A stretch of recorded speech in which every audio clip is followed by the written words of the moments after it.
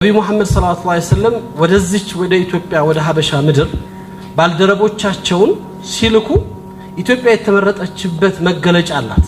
በዘመኑ ኢትዮጵያን የሚያስተዳድራት ሙስሊም መሪ አይደለም ይታወቃል። በዘመኑ ኢትዮጵያን ይመሩ የነበሩት ኦርቶዶክስ የሆኑ ንጉስ ናቸው። ከሁሉም ሀገራቶች ተመርጠው ሲላክ አንዱ ኢትዮጵያ የተመረጠችበት መገለጫ የሰላም ሀገር ናት።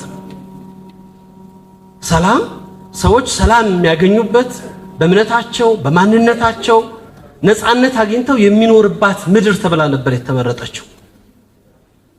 ለዚህም ነው ሁሉ ጊዜ ሰላም ካለ ፍትህ አለ። ፍትህና ሰላም የተቆራኙ ነገሮች ሲኖር ፍትህ ሲጠፋ ነው ሰላም የሚዛባው አይደለም።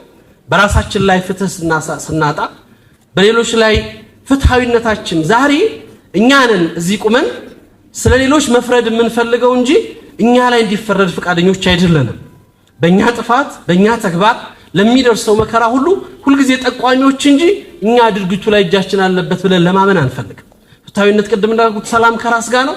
ፍትሃዊነት ከራስ ይጀምራል። ፍትህና የሰላም መገለጫቸው ተመሳሳይ ስለሆነ ፍትህ ካለ አንድ ሀገር ላይ ሰላም አለ። ፍትህ ሲጠፋ ደግሞ ሀገር ይበላሻል፣ ሀገር ይጠፋል።